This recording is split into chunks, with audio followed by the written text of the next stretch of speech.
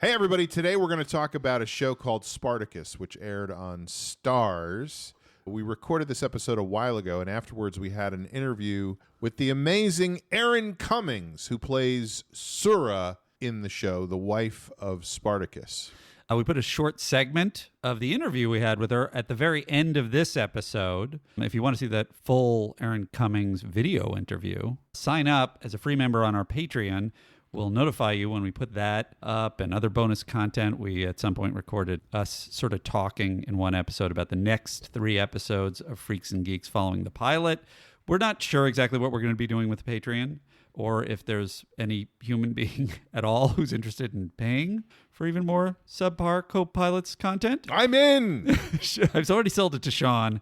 But go there, sign up as a free member, and you will be notified when the Patreon is activated, and Sean and I will be awash in riches. Why didn't you go into advertising?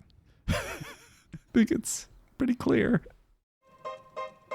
Hey, everybody. Welcome to Co-Pilots. I am Sean Conroy. And I'm Andy Secunda. On this podcast, we talk about TV pilots, the first episodes of television shows. Sometimes pilots become long-running series. Others don't make it past that first episode. We're going to talk about all of them. The great pilots, the bad pilots, the weird pilots, the forgotten pilots. We are TV writers, but it should be noted that we are the dumbest TV writers you know, so all of these are just our dumb opinions. So dumb. So the show we watched this week was about the Roman Empire, and I'm curious to know what your background is in terms of like studying that stuff or being exposed to that stuff. Well, I'm a historian about that era of Rome. I taught a college class, and I had no idea. Yeah, so I bring a lot of background to the series, and a lot of the authenticity issues bump me from the beginning. Right. No, I'm a complete ignorant. I'm generally an ignorant person. So you didn't like study, because when I was in high school, we had to study either Latin or Greek, like it was required. Oh no, definitely not part of my. So that was like a part of the academics all through high school, was all that stuff. Is that a Catholic school thing? I don't know. I never studied Latin, to be clear, by the way. I studied Greek instead. It's about studying the An origins. even more dead language than Latin I studied. So that was useful. But we were exposed to all that Latin history stuff. And you know how you're in high school and you're like, oh my God, this is so boring. I wish there was a way to make this more interesting. Mm-hmm. And I just think if we had had stuff like this when I was in high school, it would have been way more compelling to hear about the Roman legions and so forth. A lot of guys running around with a dildo on their head. I would have been in 100%. Like, oh, wait a minute. Yeah. I had this all wrong. These guys were nuts. Dead language, my ass. You're speaking my language. Sure. Yeah, I have the barest minimum, and I was hoping you could bring to bear some perspective on what seemed authentic and what didn't. Well, I think they do. Okay, so we're talking about Spartacus, of course, which is based on a true story. Spartacus was a real guy who lived in around the early 70s BC. Mm-hmm. So he was a lot of bell bottoms and a lot of flayed collars. And it was right after the Summer of Love, and right before the assassination of Julius Caesar. No, it was sort of as the Republic was coming to a close and as the Empire was rising. Like that was what happened when Caesar was killed, was that it became an empire and no longer a republic. And that's one of the things I think they try to pay attention to on this show, is that, for example, Albinius, who is the father of Alithia and the father-in-law of Glaber. Do you know who I'm talking about? Yes. He is a senator, which was a huge deal in Rome at that time, or in the Roman Republic. Right. Because they're not in Rome, obviously, they're in Capua. And so everybody is sort of classified according to their political position. Like Glaber is a legatus, and I don't know exactly what that means, but it puts him in charge of some certain number of men in the Roman army. Right. Like a general of some sort. Right. And there's a lot of attention to little historical details that we read about when I was in high school that were totally dry and boring, but I think they're presented in a way in this show where it suddenly becomes very compelling. There's even a thing that they do consistently through the whole series where people have conversations while they're shitting in the public toilets, and then they wipe themselves with a stick that has a sponge on the end of it and put that back in the toilet. Like that was, and there's a Latin word for that stick, and I don't remember what it is, but that was what people did at that time. And you kind of don't get that when you're just reading a history book in high school, you know? It's a Latin word for I'm going to have some major bacterial bacterial No situation wonder the on my plague hands. spreads so quickly. Tersorium is the stick? It's a sponge on a stick. Sponge on a stick. Okay. Sean, you know, we shouldn't do the thing where you stick it back into sewage, but maybe sponge on a stick has some, maybe we got a thing going on here. Yeah. Little giveaway. If you go to our website, you can buy a sponge on a stick with Andy and my face on it. That's right. The co-pilot sponge on a stick. But anyway, I do think that they try to pay attention to historical detail and be specific about stuff on this show. I do wonder, was Stephen DeKnight, who was, the thing I'm always fascinated about is like, well, how did this show come to be? How did the person who sort of was at the helm of it get to be there? Because prior to this, I believe he was on sort of mostly on Buffy and on Angel, which I was a huge fan of. Smallville. But was he an ongoing writer on Smallville? He was Superman. Oh, well, see, that I didn't even know this. He's a real man of all trades. No, I don't. I just know that was one of his credits was Smallville. I don't know and exactly it seemed like he was from there. It seems like Daredevil came after this, where he had a period where he ran Daredevil, and he did run this. Did he start as the showrunner on this? He was the creator of this, obviously.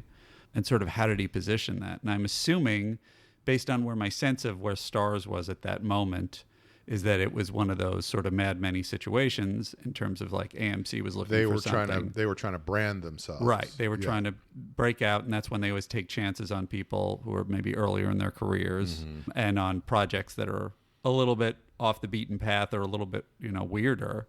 And so I wonder, he was the first showrunner of this, or are we not sure? I believe he was. So it's just like handing a guy a show who had never run a show before and on such a weird thing. So that's my question. Number one is like the positioning of that and what his experience was. But then beyond that, I'm curious if it was like, we want to do something in this space, because the thing that I said to Sean, That's me. Sean is, By the way, I'm Sean Conroy. oh, and I'm Andrew Secunda. Yes, we're listening to... You guys must have been so confused. We're listening to each other talk, and you are listening to us on this podcast. That's the pecking order of this Roman army.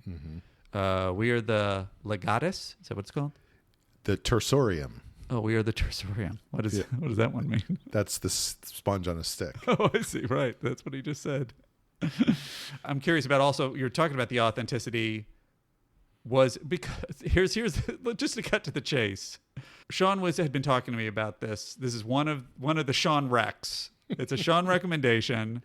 I like just saying Rex because it could go either way. like Sean recommends it, or it's a fucking wreck. Right. Or some kind of Latin spin of Sean Rex. I like that one too. Oedipus Rex. King. That means king. Oh, is that what it means? Yeah. Oh, there you go. He really does know his Latin. Never took Latin, by the way. Oh, right. You took Greek. He really does know his Greek. I actually do. Fine.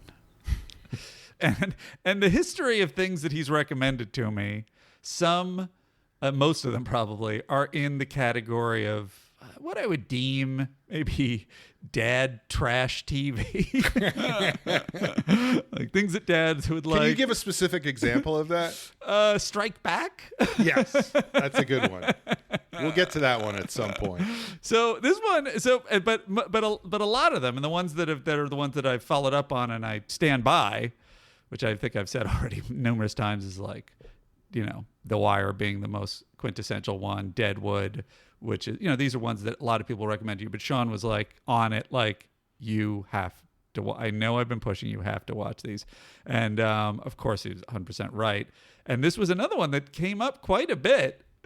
And So in my head, You're like, this is going to be like those other shows. this is going to be the Roman version, the Roman gladiator version of The Wire. And long the short of it, it is not.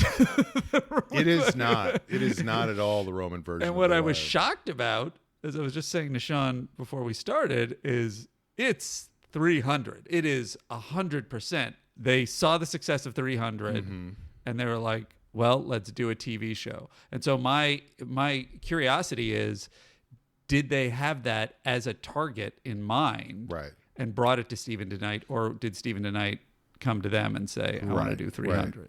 Do we know what year 300 came out, Kevin? 2006. So there you go. It was perfectly situated. Right. So they had 2006. It was enough time to say this was a success. Let's do something like this, because that's how networks are. It takes a couple years to get things in process. So it may be that they said to him, this is what we want to do. Right. Or it may be that he was like, I took Latin in high school. Can we do a show about a tersorium? And then his friend said to him, you took Greek. You go in there, you're going to get your ass handed to you. And he said, actually, I really do know Greek. So these are the things that I'm curious about. Mainly, and this is really my headline, it's so boldly, and I believe you, having faith in your taste, that the show develops, and even in this episode, it's incredibly fun and ridiculous, but that it develops into more of, a complex. That's complex, telling of that story, and it's not just panning with a globule of blood as it falls to the ground. No, but that stays consistent through the whole series, through all 4 seasons of the series. And I do think that's one part of it that I really enjoyed and was very fun. I mean, look, I'll be honest. I worked running Mr. Pickles for 4 seasons, and that show was a horror show. It was literally a horror cartoon. Yeah. And people might not know this, but animators love to draw blood and bones and people being ripped pieces. That's just a thing that people really have fun with. So we did a ton of that on my show. And so I think that kind of ruined my ability to look at something and be horrified. But I think, and I know you're saying it's like 300. Going to war. It's like 300, which it is, but it's such a much more extreme and cartoony version of 300 than 300 even was. Well, how do you mean cartoony? Because it definitely, is it more extreme? It's been a bit since I've seen 300. Me too, but I just don't think they had these crazy slow motion, relentless, like it was Zack Snyder. So skipping ahead a little bit. There's the scene at the end of this episode where the character that starts by fighting with Spartacus is in the arena by himself. Right. And he looks at Spartacus and he smiles, and then he gets his throat slit. Right. And blood sprays everywhere. Right. And they cut to Spartacus being horrified by this guy's throat spraying blood everywhere. Right. Then they cut back to this guy who is still spraying blood. Like the excess of going back to his slit throat spewing blood. And I could be wrong, and I don't remember way over the top. If it's when they cut back to it in the present later in the show, or if it's there. But that is, I believe, the moment when we follow it's, you don't stay on the guy. We pan with the blood, watching it fall to the floor and splash. There's a lot of moments like that in the end of this episode. Right. It's like they're turning this kind of ridiculous gore into the part of the artistry, if you will, of the show. Right. Which I really enjoyed it, Again, we're getting way ahead, but there's the moment when Spartacus goes to fight the 4 gladiators at the end. Yes. And of course he's successful because he's Spartacus and we know he's going to come out winning. But the way he dispatches each of them is incredible.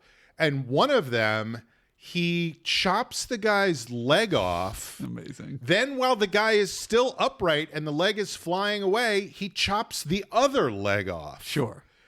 Because, of course, what else would you do but chop both legs off? Of course. If you chop one leg off, you're not a craftsman. Mm-hmm. But whatever the case, yeah. That's what I mean. I think 300 did some of that. Like, I'm just thinking immediately, because The other thing they do a lot in this show is the slow motion thing, where these things are happening very slowly. And I'm thinking of that moment of, by the way, it's Gerard Butler in 300, right? Right. He's Leonidas. I believe so. So I just want to plug again my podcast that I'm doing called Butler Did It, which is just an examination of the entire Gerard Butler oeuvre. We're going to go through every film of his. We also have a sponge on the stick with the Gerard Butler's face But on it. there's that moment where the messenger comes to tell him that the Spartans need to surrender or something, and he screams, "This is Sparta!" and then kicks the guy into a pit. Do you remember that at all?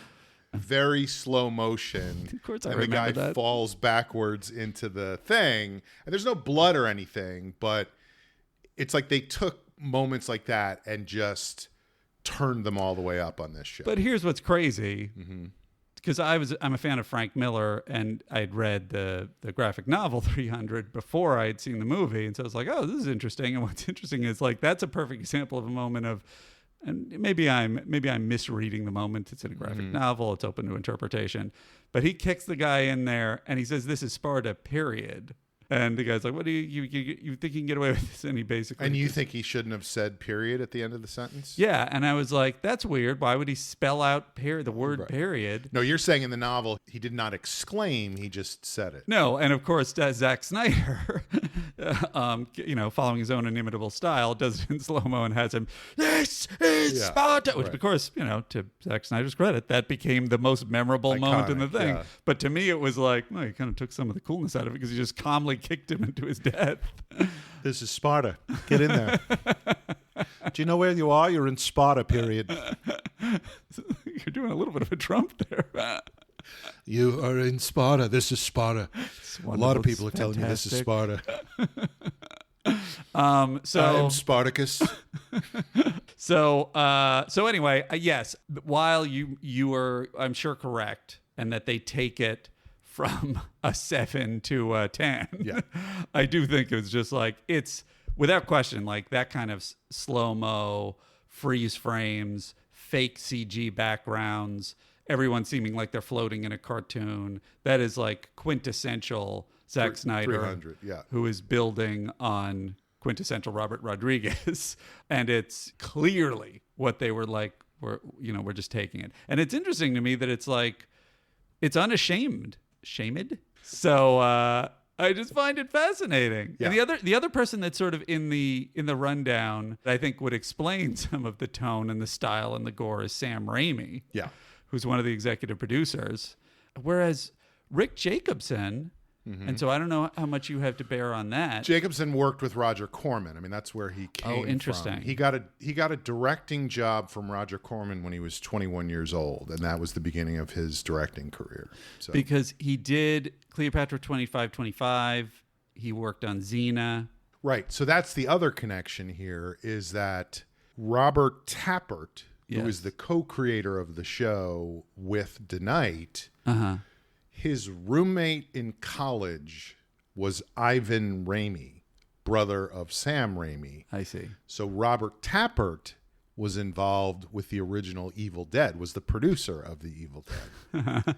So that, I think, explains some of the background, too. He's also married to Lucy Lawless, which Right. explains her involvement in this. And Sam Raimi was obviously instrumental in Xena. So all these things tie together, whereas all of Raimi's prior stuff, including Evil Dead, has a certain lyrical kind of intentional sardonic comedy, even though it's dark, to the violence and the gore. This is Tay's like, that's great, we're going to do that, but we're taking out all of the irony, and it's just... Well, here's what I would say about that, which is, and this doesn't help with the pilot, but going forward, it's actually a very funny show.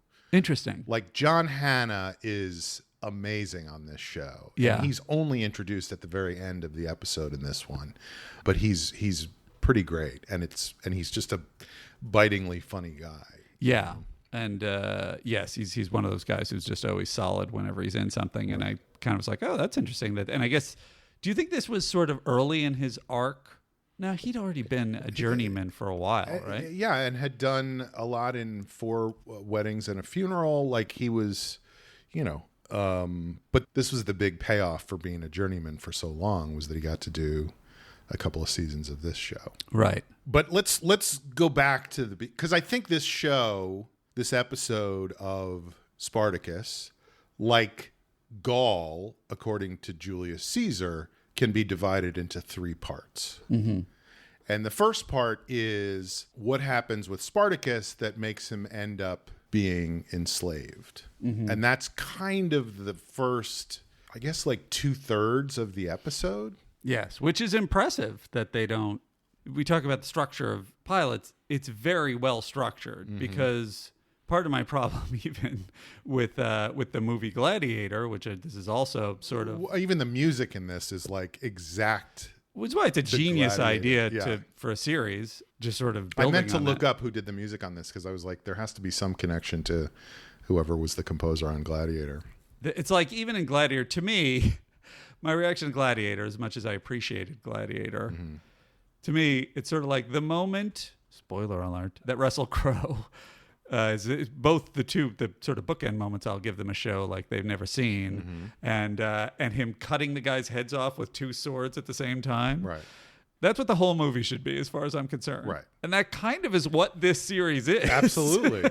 Absolutely. It's that crazy, like, adolescent male violence, you know, which I find very fun. I am ultimately just an adolescent male. Yes. You know? And I think just to go back to the 300 thing, and this, you could go either way on this, but I really like it. And it makes me, to me, it shows the underlying humor of the show, is that I know 300 was obviously animated and CGI and whatever, but I feel like this is such a much cheaper, less convincing version of that. Well, this is in every respect. This is one of the things that is both astonishing about it and I kind of admire about it, is right from the first overhead shot. And I assume that, are they in Rome at the end, or is that some outline? Capua, that's right. The overhead shot of the arena. And it's like, there's so many shots in this that are obviously CG, but most of them fall into the category of more of a 300 style, where it's like, we're intentionally heightening the colors, making everything very contrasty. The actors pop out from the background in a sort of unreal way. We're intentionally creating this feeling of a comic bookish, cartoonishness and unreality, but in a way that makes it feel like this is an intentional style choice. Whereas there are a lot of shots, and that first overhead shot is one of them, where it's just like, I don't know, we only had 10 minutes to make this. We don't know. We didn't have time to fully render this. Stars didn't have a lot of money, you know. But what's amazing is a lot of people, it'll drive them crazy. I'm someone, and this is how I kind of feel about Once Upon a Time. Did you ever see that TV show? No. I've seen Once Upon a Mattress. I don't know if you saw that. There's a P. It's a spin-off. Okay. Yes, the old musical theater.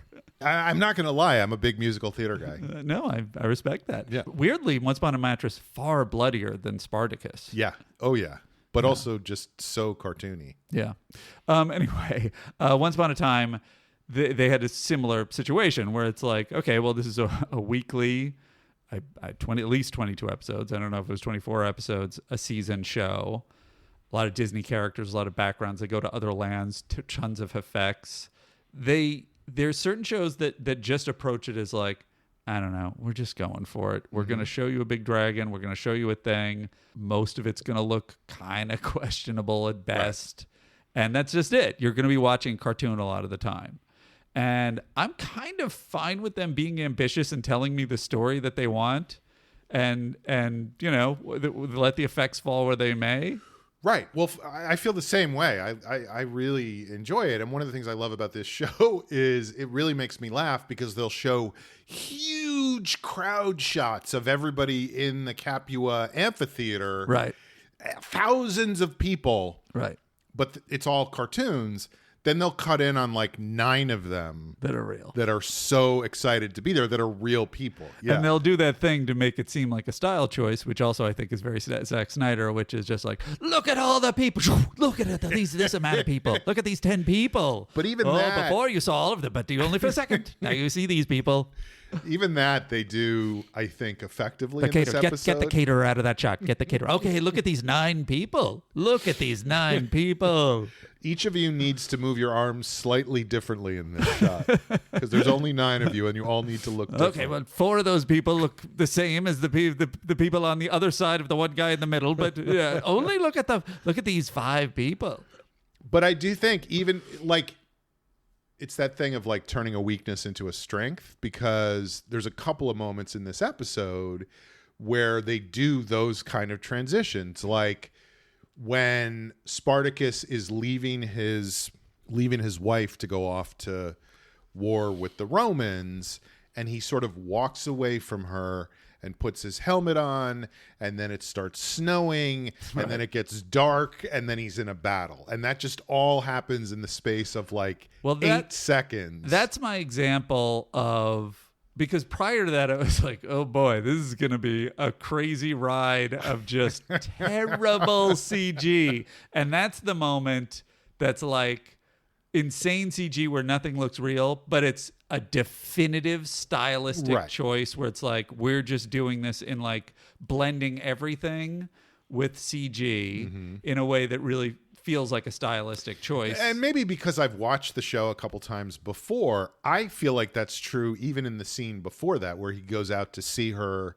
as the sun is rising, which clearly looks like somebody painted a sun on a sheet and then hung it up on the wall and put a lamp behind it. It does in retrospect. At the moment, I was like, what are they doing? What's going on? Yeah. And then it's when you see exactly that shot that you're talking about when he's walking into the storm, then I'm like, oh, they're just, they don't care. They're just fucking going for it. And then, which is awesome. Yeah. And the other transition like that is there's a moment when we're in Glabber's tent, I think. Yeah. And they kind of zoom in on the map and then zoom out to the actual place. Yes. And then zoom back into his office or whatever, where he's with his wife. And it all happens in like 4 seconds, and it's like zip, zip, zip. And I'm like, oh, that's interesting. And that was a moment where, again, it's also very much a sign of the times and who they're appealing to, which is teenage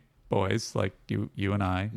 Not in body, obviously. In body, we're like broken bones about to turn to dust, but in spirit, we're teenage boys. Right. And what I wrote down in my notes is just like video game, because it just feels like you're like, where am I? Let me hit the map, zoom out. Yes. Oh, okay, that's where I am. Okay, I'm captain. Yeah. Okay, back. And they do. I think they also do that when he is captured by the Romans and ends up on the ship. They do something with the map, and then they're in the ship with him when he's chained up unconscious, which is also a fantastic way to sort of shortcut the storytelling with all of these devices. Well, it's like when in old movies or or Raiders of the Lost Ark. I was going to say Indiana Jones, where you just see the dots crossing the map, and it's like we don't have to see the guy flying the plane or getting in and out. It's just, okay, we were here, now we're here, and this was a transition. You know? But the first 2/3 of the movie is all about Spartacus's, where he was before he became, because we open on him in the Colosseum or the amphitheater. I guess it's an amphitheater, not the Colosseum is, I think, just in Rome. I'm not sure about that because I took Greek, which I actually do know. But where's the Parthenon? It's over by the market gas station. So he's listening to the sounds of the fighting in the arena, and blood is dripping on him, and then the rest of it is just a flashback to how he ended up in that position. So he's in Thrace. The Romans want help with some tribe of barbarians. There's a whole meeting with the Thracians where he speaks up even though he's not supposed to. And there's an elder there who, spoiler alert, later gets killed in the battle with the Gedi, I think they're called, or the Gedi, I don't know.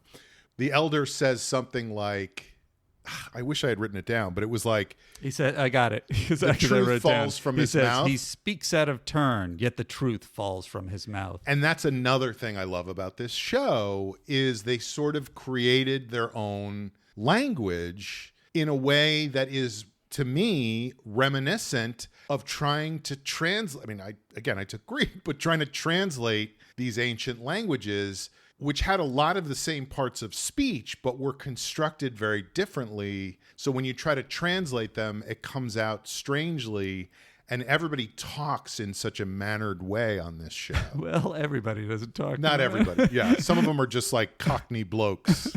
Well, that's the thing, is there is unbelievable, filthy, like Right. homophobic, fucking misogynistic. Right. There's lots of, but even that, there's one, I can't remember if they said it in this episode, and maybe it's because it's John Hannah's character who says it all the time, but the oath he always uses is Jupiter's cock. He's always yelling Jupiter's cock. But anyway, that and guy, that's like saying good gracious. Yeah, or bless you. But the thing that struck me about he speaks out of turn, yet the truth falls from his mouth, just seemed kind of insulting. Like he's like, the truth is just vomiting out of this kid. Yeah. Well, but that's what I mean. Like it's almost, the truth falls from his mouth is almost poetic to me. Yeah. And it's just an interesting way to look at the language that they are pretty consistent with over the entire 4 seasons of the series. Right. But is it, so you feel like it has an authenticity, the odd I don't think it to necessarily has an authenticity. I think it just is a stylistic choice that reflects the way I perceived those languages when I was a kid. That they're not like English. So even though these people are speaking English, they're speaking it in a way that anybody who speaks English would never speak. Does that make sense? Yes. I guess if it feels authentic to that, then it's certainly, you can give it credence. I feel like I sort of felt like, is this like a dumb version of basically is like ancient Rome, except that they spoke dirty, in the same way that like Deadwood is like, we're going to go for it with the cursing and everything, except, he was going for more almost Shakespearean style. Right. Spin on the language. Well, I think that's a whole other part of it, because there is that element always of the decline of the Roman Republic and everybody just being out of control at that point. So how do they portray that? And in this show, like, again, skipping ahead to the crazy orgy scene that happens later in the episode. Yeah. That is supposed to show that the Roman Republic is out of control. And these people were wiping their asses with sponges on a stick. And yet we see this scene of incredibly beautiful people with no clothes on. And it's like, okay, what's the reality here? I don't think that that's what they actually looked like, but we have to show that they're losing their shit and still have them be beautiful people that would appear on TV, What do you mean by losing their shit? That the Republic was falling apart and everybody was just drunk and gorging themselves on stuff and fucking, and nobody was paying attention to actually making sure the country was run properly, or which enabled people like Caesar to come in and seize power, because everybody was just so sensual and narcissistic.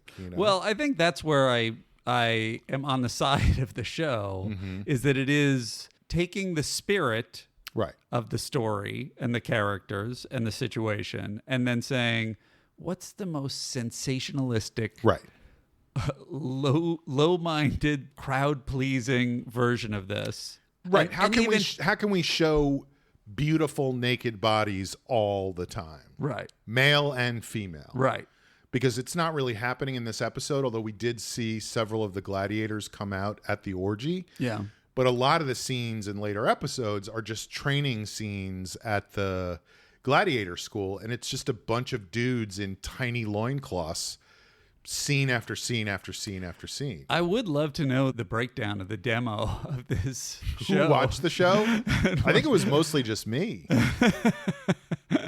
Well, somebody must have watched it because they did like 9 spin-offs. They did 4 seasons. But I do wonder yeah. how many were straight men of all ages, or who was watching this show. Right. Do you want to go to the Magic Mike movie, or do you want to stay home and watch Spartacus?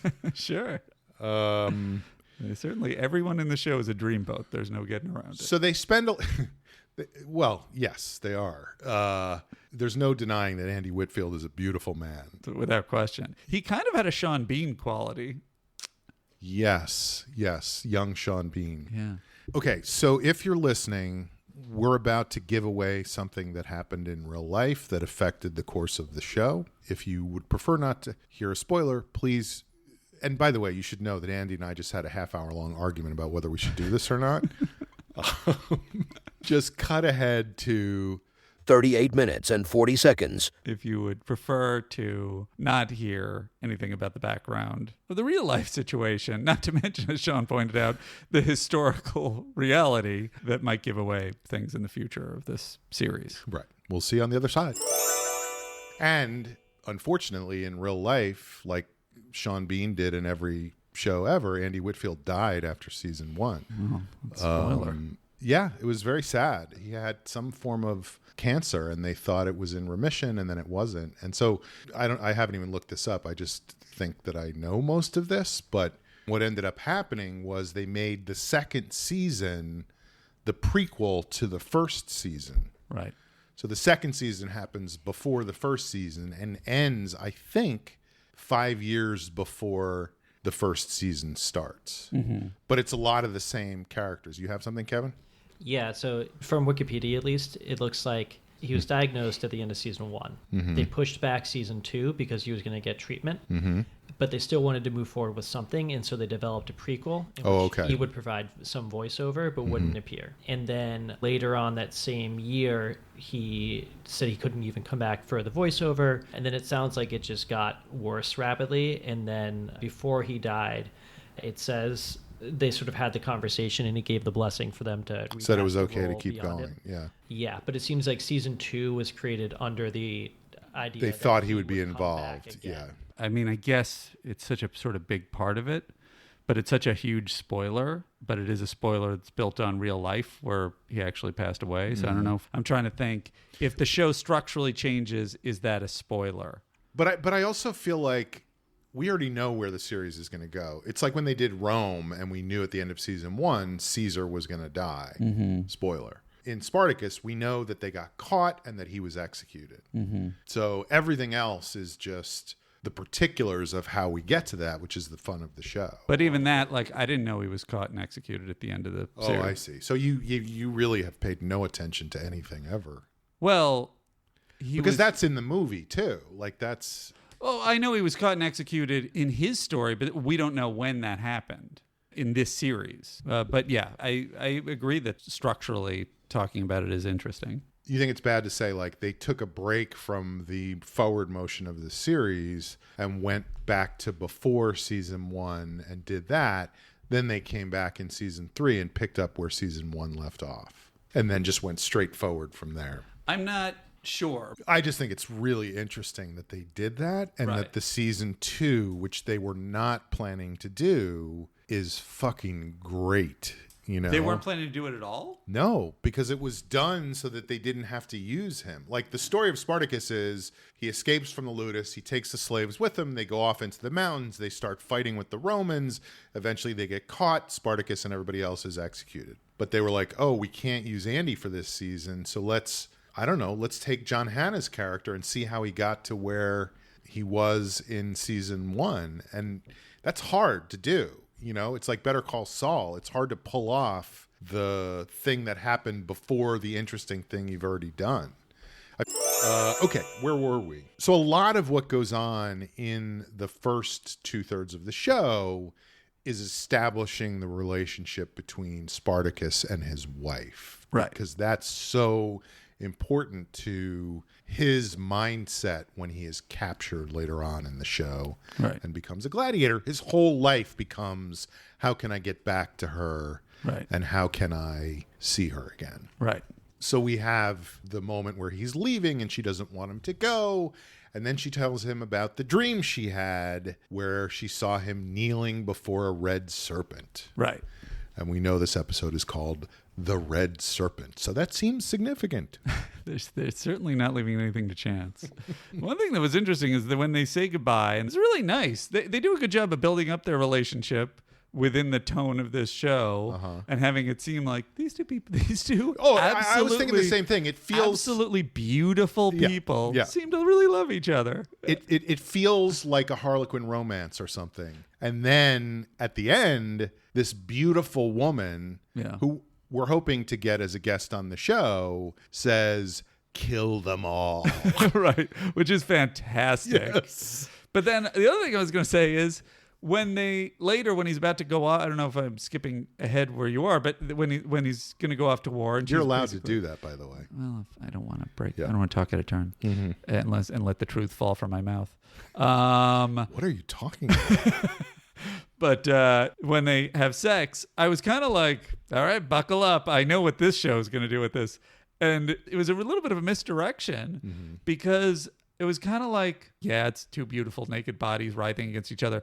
It's so understated in comparison to what I expected that I was kind of like, I guess maybe this show is going to be a little bit more elegant than it's so funny in contrast with the later scene to what we see later. And they're just like, oh no, they want to establish that this is more of a relatively adult, that's mature the whole thing connection. Is that it's about how they're different from the Romans, right? Like the whole thing is about him saying, we have to honor our word to the Romans. We have to do what we told them we would do. Yeah. And the Romans are so depraved and decadent and don't care about any of that stuff. The two of them are Harlequin romance. The others are Screw magazine. Not even Penthouse. Fuck you. Do you remember that Al Goldstein show on Manhattan Cable? Sure. What was the name of it? It was like something After Dark. Yeah, I don't remember. I definitely watched it quite a bit. Well, see, here's my thing, and maybe I'm a prude. It was so awful. It was horrible. But I just found him even such a crazy character. Even as a teenage boy, I was like, this is gross. I feel like I'm hanging out with gross people. I don't want to watch this. Midnight Blue, yes. And I just thought it was so funny that this weird old man every week would just have a thing where he would say, fuck you to somebody. Yeah. It was a lot of wasted time.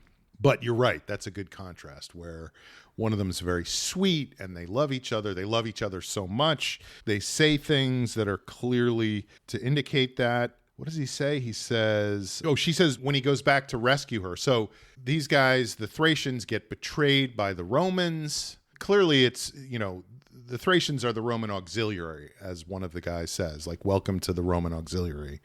So they're disposable. They're just, cannon fodder, basically, which it was very difficult at that time to be cannon fodder since gunpowder had yet to be invented. So you really felt no sense of purpose. Even more useless. Yeah. Than no sense of purpose at all. Cannon fodder. Now, they had the way they present it, which obviously is instrumental in the story and, sort of sets it up that he gave his word and all this stuff.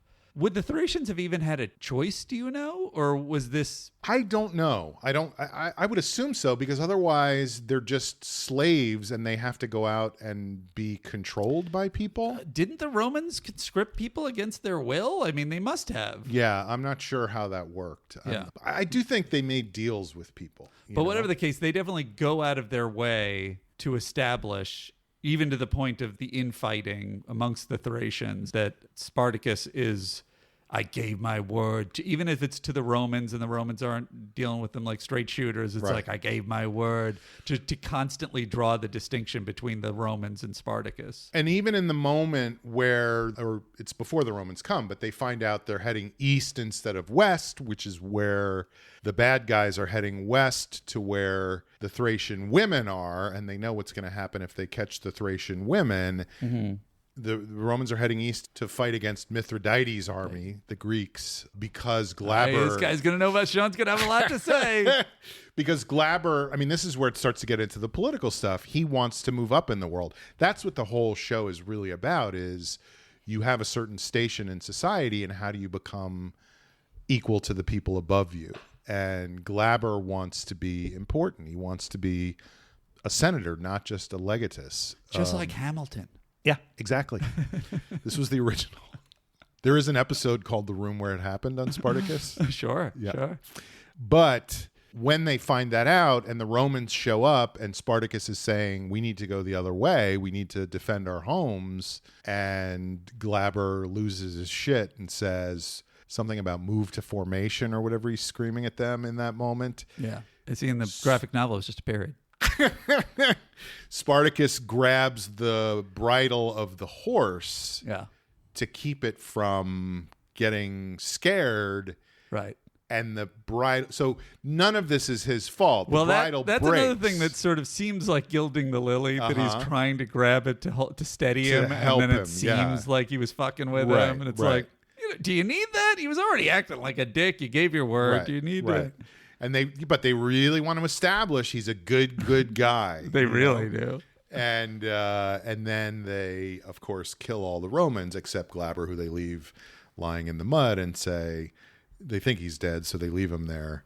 And there's also, again, I just love the moment where you see Spartacus switch from like, I'm going to defend these guys, and he grabs the spear and kills the guy who's riding away on the horse. And is he hesitating in that moment, in your opinion? Because he's like, I know if I throw this, then that's the final it's all straw. in. Yeah. Because up until then, he hasn't done anything. He's not in the wrong. Yeah. Like, things went badly, but he is not in the wrong. But also, fantastic kill when he throws the spear at the guy.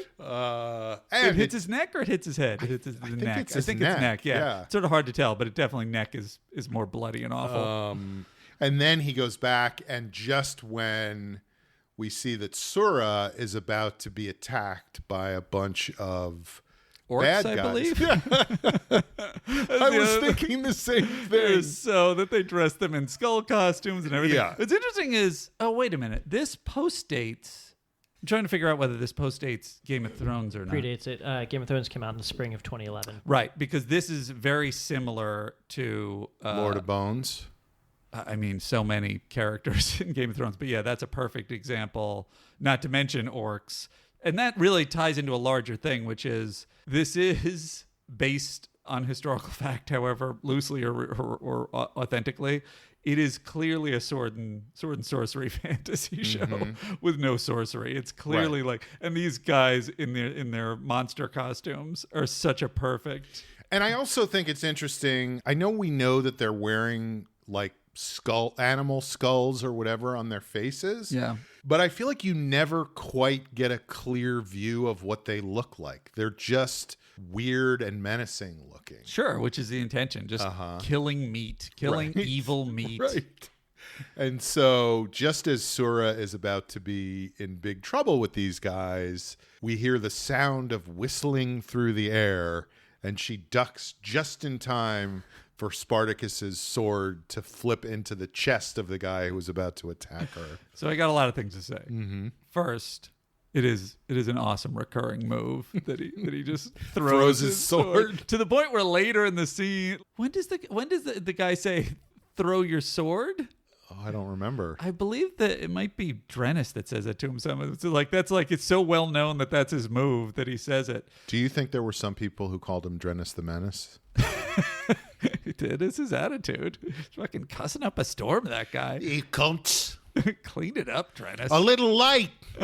But that's the first thing. The second thing is, he throws it at the guy. It could have killed her easily. Depending so much on that. His wife is like, my wife knows me. If I throw this sword, she'll know when to duck. Well, he got the whistling sword. Sure. Or maybe he made the whistling sound to let her know. That was the second thing. And the third thing is, for most of this scene, literally I would say it had to transition to the next scene for me to go, all right, I guess I was wrong. I was certain this was a dream sequence. Because the last thing is him sort of leaving. You don't know how far away he is. The barbarians attack. And the CG is so heavy in this scene of feeling unreal that I was like, this must be a dream sequence, right? Right. She looks up and we can't see what she's looking at. And then they come around and show, and we don't see what it is. And then the monsters come out of the fog, basically. Yes. So it was only after they get out of the scene that I'm like, no, guess it was real. This really happened. And then they run back to see what's going on with their village. And of course, their village has been burned to the ground. It's gone. Right. It was a very Conan the Barbarian moment of like, I have no home anymore. And do you think he seems very obviously affected in the scene afterwards when they're sort of, figuring out where they're going and South. It'll be south. In their lives. Do you think it's I created this problem? Or do you think it's just sadness that everybody's dead? I never thought about it as I created this problem because I don't think he would think about it that way. Like, I think that he was trying Spartacus always denies responsibility. There's a real problem with that. He knows he's honorable. He knows he was doing the right thing. He was trying to grab the horse by the bridle. Is it the bridle? I don't know. I think it's called a strap. Get the horse by the strap. But I do think there's an element because he says the thing about like everyone we know is gone or something like that. Yeah. And then he says, I have people. Here's the other interesting thing. South. I would love to ask your friend if we get her on. Earlier in the show, there's a tier that I'm almost certain is CG. Oh, could be. I think in this scene as well. In this scene, I thought, this one seems real. Oh, yeah. We'll find out. But maybe I'm wrong. We'll find out. Maybe they have one thing where when it comes out of her eye, it's CG. And then they're like, well, we're going to do a CG thing later. So then when they cut back to her, there's a drip down her cheek. Right. That seems real. But again, we're really setting up how important this relationship is. Yeah. So just looking at what they said in this scene. Yeah. I think he is in some way feeling a sense of responsibility for what has happened to the town, but I think it's more about, it's not a town, the hamlet. Let's say the hamlet. It's more about the suburb. Right. The bedroom community. I didn't get back here in time to save everybody in town. Right. I wish I was 1,000 men. I wish I was 1,000 men. Exactly. And then, by the way, if you're going to just choose a number, a million. Yeah. You do much better odds. I wish I was a billion men. That's billions with a B. She says, you did what you could. You came back for me knowing it could mean your life. And he says, there is no life without you. Yeah. I mean, that's how I feel about you, Sean. Thank you. A beautiful sentiment. Yeah. And we all know what that's like to feel that way about someone, but not to be a gladiator. So then they go to sleep, which you should never do when the Romans are hunting you. Not to ruin this beautiful moment. Yeah. Is it Drennis or is it one of the orcs that says, I'll fuck your women, I'll fuck them all? I don't know if it was Drennis, but it was definitely one of the Thracians. One of the Thracians. It in the middle of As the a battle. Threat. Yes.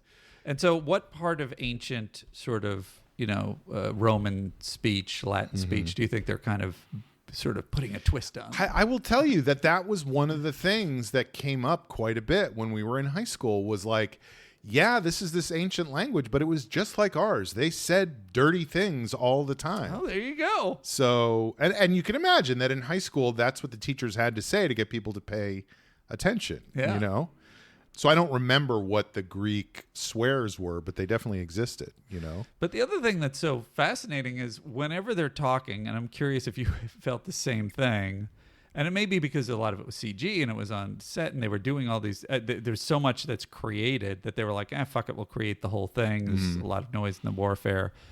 The voices and the performances almost sound like they're dubbed like an Italian gladiator film. The one in particular that stuck out to me was the guy who said, they blow their horns, a Roman dog barks, and the gods shit on me. Welcome to the Roman auxiliary. Like that guy felt like he was not actually saying those things. I guess he might have just been, the performance might not have been there. I did think a lot of the performances were like, created in post. Yeah, maybe that was why, but I was like, this is not a real person saying anything. You can easily see maybe they cast a lot of these people based on their look and their physical, ability. And they were shooting in New Zealand, so they were like using lots of people who were just locals, which is why everybody talks with a Kiwi accent. British accent. Yeah. So then they're sleeping, and then the Romans show up, and Glaber. It just, again, is a funny shot to me of him like they're always riding over hills because that way you don't have to show what's beyond the hill. Right. So you can just put it on a sound stage and have a horse just appear out of nowhere. Yeah. And they capture Spartacus and they take his wife away. Yes. Which is the most biblical of shots that they have. And The Most Like Zack Snyder. It's a big tie-in. When they're dragging her off. Right. I think it was that moment where they did that crazy transition of like all these flashes of various things happening of how he was going to end up. Yeah. Wasn't it in that moment? I believe and he's you're on right. and then he's on the ship and regains consciousness. And I wonder how much of that was created in post. I wonder if there was more of a scene. There was stuff that they were just... Because it really is impressively brisk. It really cuts from thing to thing. They cover so much territory. Right. And that's like a perfect moment of, his life is falling apart. We'll do an effect. We'll do a montage. Right. And it's a montage of a bunch of different scenes that takes 5 seconds, less than 5 seconds. Probably less, yeah. 4? I mean, it could have been 4. It could have been 3, but that's probably stretching it. So I'd probably say about 3. It was longer than 2, no doubt. Yeah. Anyway, so we have these important characters from the first 2/3 of the show. We have Glaber, the Roman bad guy. Yeah. We have his wife, Alithia, who we haven't even talked about, who's that exotic kind of woman who shows up to your apartment wearing a fur coat and nothing else. and then we have Sura, and then we have Spartacus. And those are the people we meet in that part of the show. They really set up effective villains because Alithia is like... awful. It's so great. She's so manipulative. Yeah. She's all about sort of pushing Glaber into his... the issues he already has, the ego and everything. Right. It's just really... She keeps bringing up how her father is going to be disappointed if he doesn't get involved with the fight with Mithridates. Right. And he knows that the father is his ticket to the Senate, so he needs to do what the father wants him to do. And she's just playing him the whole time. So anyway, we know all them. And then kind of the next section to me is the stuff at the villa, at Albinius's villa. Yeah. And that's where we see her talking to Glaber again and saying there's whispers in the Senate about how... So it turns out Glaber fucked up and lost half his men in trying to chase after Mithridates and has blamed all of it on Spartacus. Right. That it was the fault of the Thracian who, did this. And he's going to quiet the whispers about his cowardice and inability by giving the people blood. And this seemed to me to be, obviously I don't care, I want to see the gladiator stuff, but this seemed to me to be a bit of a motivational stretch. Or do you feel In what sense? That he would have been able to cover up a mistake of that size by bringing back some Thracians to execute? Well, I think that, I hate to say it, it's fucking Trumpian before Trump. It's changing the conversation. It's distracting people from what really happened. Which, in fairness, I guess is what the gladiatorial games were. Exactly. Anyway. Yes. Yeah. And so it's him going, if I just have these Thracians killed, that's what everybody will be talking about, Right. instead of my fuck-ups. Right. So that's his plan. Albinius comes in. He's very upset. Alithia talks to her father. And then we have the craziest scene in the episode that is just about pure decadence. Right. Which, again, you can justify as like we're showing how depraved and broken, the Roman civilization is at this point. No, I think that's exactly what it is. But it is also playing to the adolescent boy. Hey, we're stars. Can you get some asses in the seats? I mean, there's one shot where a woman is just showing off her clearly artificial breasts for like... Hey, Sean, you don't know what's at least more than 2 seconds, But I mean, of course... Yeah, you're right. I don't know that they're artificial. They just seemed that way to me. I don't know. The most amazing money shot, as I mentioned at the top of the show, it was not just a little person running around with a mask and it seems like a unicorn equivalent of a dildo, lifelike dildo coming out of the center of his head.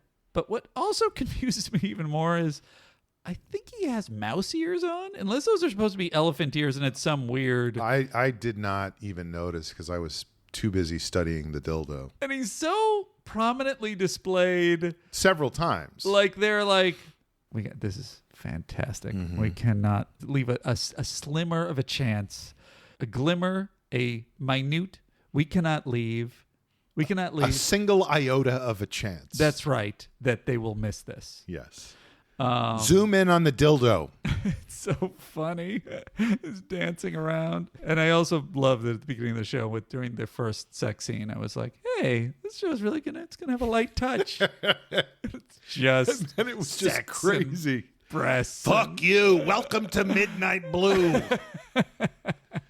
Yeah. And here's the other thing, and they really make a big point out of this too. And I actually felt badly for the actresses who had to do this, because there were 4 actresses who had to lie in pools of water the entire time. Oh, that's such a good point. And that is because the city of Capua during this episode is going through a horrible drought. Right. And Albinius makes a point of saying, I brought water from Rome, and he has used it to fill up the pools in his house so that naked women can roll around in them with rose petals. It's fantastic. And it's funny that even in that scene, beyond the actresses having to endure it. Well, I just think of it because I'm a journeyman actor myself, and I just know that it can be very uncomfortable. And you've done at least 3 scenes having to in the nude in a pool. I was in scenes, right? Andy, I was nude from the waist down. Okay, sorry, I didn't mean to. I refuse to go topless. Sean, I judge no one for their career choices. Whatever they have to do is whatever you have to do. So these poor actresses had to roll around in this very valuable water brought all the way from Rome to Capua during a time of drought, to show that these are the wealthy people who don't care about the commoners.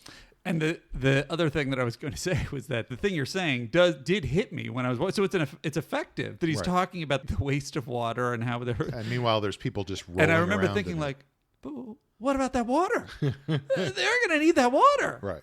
Why are they just letting people be in it? And I don't again, care if they're beautiful naked people. Not to bring this up again, but those women wipe their butts with a stick with a sponge on it. With Sean and my face on it. So in that water, after they roll around in it, it's not going to be... It doesn't mean they won't drink it, but it's not going to be good for drinking. It's really not. Giardia. Well, I don't know if they had Giardia back then.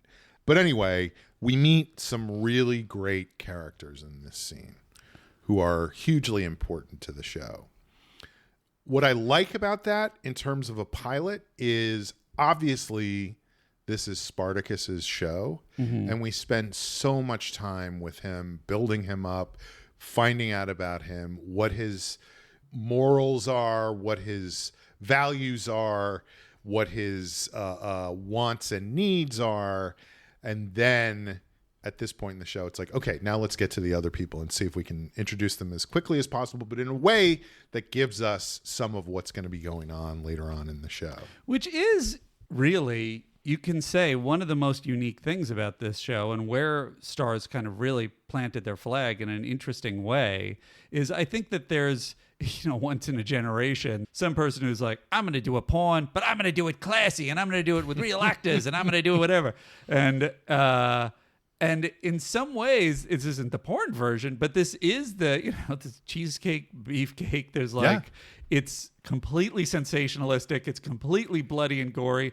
They spend a tremendous amount of time setting up the characters and giving the backgrounds and setting the emotional arcs of each of the characters in a way that is kind of unheralded for this level of satisfying B-movie television show. And that never goes away. I mean, there's always orgies going on and people fucking and people taking baths together. The sex element of the show is there all the way through. Yeah. But what happens in this scene is they start to set the wheels in motion of all the entanglements and the political stuff that goes on over the course of the whole series. Yeah. So first we meet Albinius because he's important, although he's not really that present throughout the episode. But we meet Batiatus and Lucretia, which is John Hannah and Lucy Lawless. Yeah.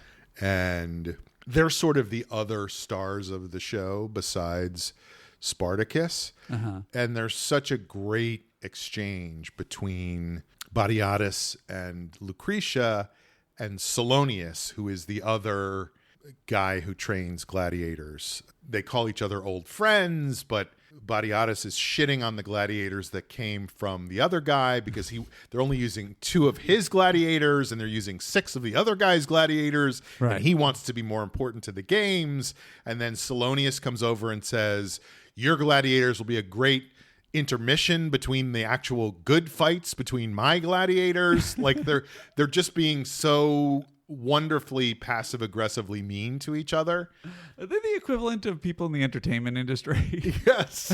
So just like, And then Salonius Salonius is basically hitting on Lucretia the entire time, right, in front of Batiatus. And right. Now I have to, you don't have to go into a spoiler, but I have to assume Lucy Lawless, because when I realized it was her, I was like, oh, I assume this has to be a big setup for this character in a more major way. And I don't know whether I should ask you this question, so you can deem it yourself. I may ask a spoiler question. Mm-hmm. The biggest thing I wondered is, because she just seems to be a lady of the Roman Republic. The lady of the Roman Republic. I don't know what the fuck I'm talking about, by the way. But in my head, the empire really started after Julius Caesar. I guess my main question is, do they find occasion to let Lucy Lawless cut loose and use her physical prowess in these? Not to my recollection, for the most interesting. part. She's just a beautiful, noble woman. Yeah. And you're saying, no, let's play her straight. It's sort of interesting. Yeah. In a gladiator show, no less. Yeah. No, she does not. In my head, I don't remember her doing a lot of fighting. Yeah. But she's hugely important to the show. I mean, she's, again, like I said, one of the main characters. Anyway, so we meet them. We meet Batiatus and Lucretia. Batiatus is I don't know what they call it, but he runs a ludus, which is a gladiator school. Okay. And she is his wife. Salonius also runs a ludus. Mm-hmm. And they are jockeying for social position in Capua. Mm-hmm. And this immediately interests me, as like, my perception of gladiators is that they mostly came from slaves and criminals in that era, and maybe they are slaves. They are slaves. Yeah, they're. I mean, the victims or the gladiators too. The gladiators too. They're all slaves. The gladiators are slaves. Although, but I guess they have to be taught. This is and they fight to the death. Do they have commercials and their billboards, and then people are like, sign up? It's like you come. But I do think that was a thing that gladiator. Do you know how long the era of gladiators lasted in that time? Yes, but I'm gonna let you talk about it because you like to show off. 900 years. Holy crap, I had no idea. 900 years they were using gladiators to distract people from what was really going on. I mean, that's an impressive. That show is the longest running show of all time. You got to say, it's really impressive. Think about when we are going to have had the Super Bowl for 900 years. Sean, can you imagine the residuals on that? Well, a lot of it was AI towards the end. So, and Zaslav was taking a huge chunk for his own bonuses. And what I was going to say, and I don't think this is really a spoiler, but if it is, cut ahead to 46. All right, you don't have to. Look, I'm on the side of no spoilers. You could decide you wanted to be a gladiator. And enslave yourself, basically. Because if you fought well, you could earn money. So there's a character later in the show who is just a regular dude who's like, I'm in debt. I want to help out my wife, so I'm going to become a gladiator. But he's still enslaved for life. Yes. He has to do what they say, and he has to fight. Carackers. All right. I'm trying to remember. He might have had the possibility of buying his freedom at some point, because the gladiators are all for sale. Like, well, what kind of deal are you going to give me? Yeah, he got in a big argument with himself. I don't think I'm worth that much. I think I am. Who are you talking to? I was negotiating with the guy. Oh, for I his see. We meet also Barca, the beast of Carthage, and Crixus. What do they call him? The god of blood and sand, the undefeated Gaul. And those are two of the gladiators who are really main characters going forward. It's very interesting because what you're talking about is these characters that we do not need to meet in the pilot. Any of them. We just see the ones that run the schools. Those feel like, okay, that you're building up. Well, because Batiatus buys Spartacus at the end of the episode. It's almost like two pilots. It's like 2 half-hour pilots back to back. Right. It's like Cliff in the pilot of Cheers. He has like 2 lines. And in this episode, I think Barca and Crixus don't even speak. They just stand there and look beautiful. Right. You know? But it's like, why? Why are they in there? It's very interesting. And it's really just like, you're going to fill out the world. There are going to be a lot of different guys. And I think maybe also because it means that by the time we come back to episode 2, it makes sense that Spartacus already knows them. That's true, but in you a could just start physical episode proximity. 2 and, by implication. Although as I'm saying that, that's not even true because they're all separate in that. Like, he doesn't come in until after they have been on display. Right. He comes in with the 6 Thracians at the end. Right. So I'm totally lying and bullshitting. I apologize. Classic Conroy. Yeah. So we meet all of them. We find out Batiatus is kind of this is a great demonstration of Batiatus's character going forward and why I think John Hannah is so funny. He says, Solonius secures 6 of his ill-trained simians. That man has his fingers in all the proper assholes. He wiggles them and everyone shits gold. Like, he's always saying stuff like that, Right. Because he's so conscious of his social position and wants more. Right. Then we get to the last part of the show, which is the battle in the arena. And that's when we come in on Drenus the Menace fighting against... Mr. Wilson. As always. Well, what I think is interesting is actually those characters do all have names. All the gladiators at the end who are in the arena actually have character names instead of just being like Gladiator number 1, Gladiator number 2. You can't sell the action figures otherwise. But the Arcadios is the gladiator with the red serpent on his shield. So once Drenus is killed... By the way, Yeah. just to address that for a second, really, this is a perfect example of the ability with structure Stephen DeKnight shows in this episode. Because you certainly feel him setting up Drenus earlier, but he makes such a strong choice of being this filthy mouthed kind of gross, somewhat despicable, and somebody who character. starts out being against Spartacus, an antagonist to him, and then they become friends, right? And... In such a fast, like brisk fashion that works. Like you're not like, well, that's not believable. It's like everyone in the show seems insane and amped up to 10. It totally seems reasonable, and then it sets up perfect. Even though we've already sort of seen him. It sets up perfectly his death at the end, so you're like, oh no, Drenus. He was a great character. Oh no. It's like, that's crazy. The guy who stole the wine from Glaber's tent. You spent like 3 minutes on that guy, and I'm sad that he's gone. Yeah.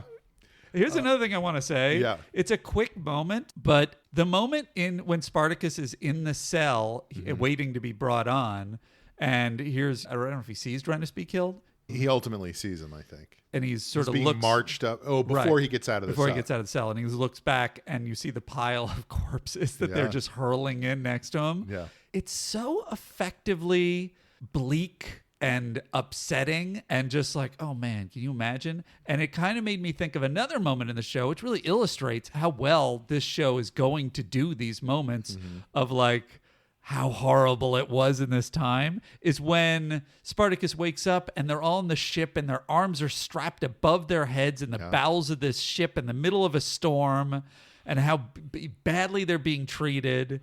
And he starts to struggle, and I forget if it's Drenus or the other guy says, just be careful, you've been out for a couple of days. Right. So he's been in that position for days. Doesn't stop him from killing, how many? 4? 4. Right. So Drenus is killed, and then it's Spartacus's turn in the arena to fight against the guy who Drenus just fought against. Right. And then we go back to the box seats where Spike Lee sits during the gladiator battles. And antagonizes Reggie Miller Gladiator. And the guy, Glaber, says, I saved a surprise. All my sports references are going to be outdated, FYI. Well, that was a memorable. I mean, that's Sure. like saying It was a that's nice like saying, oh, sure, Babe Ruth called his shot, but who gives a shit? Like, that's a iconic moment. I see. The battle between Spike and Reggie there's like documentaries about that. I know. But we cut back to Glaber, and Glaber says, I saved a surprise, and the doors open, and we don't know what's coming out. And I feel in that moment, I'm thinking of the movie Gladiator. I'm thinking of Russ Crowe in the middle of the arena there. And I'm like, is it going to be a tiger? Is it going to be an elephant? a bear? Like all of these were animals that they had destroy people in those battles. And of course, it's 3 other gladiators come out. So now it's 1-on-4. Yeah. And are you disappointed that there's not a bear and a tiger? I mean, I knew there wasn't, but I just feel like they're setting up like such Right. anticipation of like, Right. you know, and it's 3 gladiators. And I wish I had looked this up, but each of them is a different style of gladiator. Like one of them is the guy who uses the axe. One of them is the guy who uses the spear. And one of them is the guy who uses the net and the trident. Right. And we already have the guy in the arena who's using, I think it was the gladius. I mean, that's where they got the name from, was the particular sword that everybody used. But they make a specific point of having, it's like we got a wide receiver, a linebacker, a defensive end, and a quarterback. I just don't think it was fair to the guy with the sponge and the stick that they sent in there. I kill him, but it's very slow. Bacterial infections take a while. This could take a few days. I hope you guys pack the sandwich. I gotcha. Oh, man. As long as you don't wash. Just a guy running around the arena. You are in serious trouble. It's a tiny cut. What's the big deal? We don't have antibiotics. You're in serious trouble. It's been 3 days. I'm very woozy. But, of course, Spartacus begins to lose, and there's that great... Again, this goes back to the cartoonish gore element we were talking about before, where he gets cracked in the back of the head with the handle of the axe. Yeah. What's so hilarious is every shot that Spartacus takes throughout the course of this pilot is a death blow. Right. And there's so much blood that comes out of the back of his head. Yeah. Although, to be fair, part of that is because head wounds just bleed. Right. It doesn't mean it was like a fatal thing. It's like if you get hit in the head, if you cut your head, it bleeds a lot. Sure. You know? Sure. But he ultimately ends up killing all of them. And the crowd, and that's the problem too, is the crowd gets angry that it's 4-on-1 and they start to take Spartacus's side. Right. And they start chanting, live, live, live. And that's when a lot of the weird machinations start to happen in the Spike Lee seats. Glaber is disappointed because he wants this guy to be killed. Mm-hmm. He wants this Thracian to be killed because he cost him half his army. Mm-hmm. The senator, Albinius, is like, well, the crowd likes him. Right. We got to do what the crowd wants. Maybe we should let him live. Batiatus sees an opportunity to both get another gladiator for himself, to help out Glaber, and to shit on Salonius, who really has nothing to say in this moment. Right. Because he shits on the 4 guys who were killed, who were all Salonius's men, and says, I'll buy him from you. Right. Which helps everybody out and puts him in a better position, and ends up buying Spartacus. And we kind of end there, I guess, right? Yeah, I believe so. But I just love that moment because there's so many things going on in Batiatus's head of like, how can I use this to my maximum advantage with every single person sitting in courtside seats? Right. You know? And it makes me excited to watch episode 2. It does. And I think that's always a question we have of where, I don't know if it's a ranking or if it's just a statement we make, like, would we be interested in watching episode 2 based on the pilot? I've already watched it, but I would also say based on the pilot, I would love to see what happens next. Because who knows? Like, he's just been purchased by a guy who runs a gladiator school. We know this guy is able to take out 4 gladiators, but who knows if that was just luck of the draw? Where is this going to go? Is he going to get, I mean, because really what his thing is I got to do whatever it takes. There is no life without Sura. Well, that's what's also so impressive is, again, it being such a crazy, like, single-minded vehicle for nudity and violence, yes, that each character's, like, drives and wants are so clear and intense. Each one, everyone in this pilot. Right. And it is kind of perfect in that way, in a sense of like, if you're in with what this pilot is giving you in terms of the elements. Weird, the weird shit, the gore, the sex, the violence, all that stuff. And the stylized. Because I know a lot of people would just run away from that. Right. Even when you were talking about it at the beginning and you did not have a great reaction right away. I just wasn't sure. But I would say many pilots that have their single-minded intention. We're going to do a ridiculous, trashy nighttime soap we're going to do a hilarious family sitcom that pierces. They have their clear MO. Don't hit the target. It's still muddy at the end of the pilot. Yeah, or it's just like, well, that was a bad execution of that. This thing aims for what it aims for. It hits the target cleanly, and it leaves you all these motivations and story to go like, yeah, great, show me more of that. Right. If that's what you're in for, which I am also. Right. And I guess the one thing I forgot to mention is in this moment, they ask Glaber what this guy's name is, and he's like, I never bothered to ask. So they don't even know who this guy is, and that's when Batiatus says, he reminds me of the ancient Thracian kings of old, Spartacus. And the whole crowd is just chanting, let him live. He lives. Spartacus. And the whole crowd is just going, Spartacus, Spartacus. A huge crowd of thousands, and then down to 4 people chanting Spartacus, like a close-up on 4 of them or whatever, chanting Spartacus. And then we're out on that. And then you go to the map and you see even tinier people chanting Spartacus. So yeah, I would definitely watch episode 2, even if I hadn't seen it already. A very entertaining pilot. And I give it 6 sliced legs. Mm-hmm.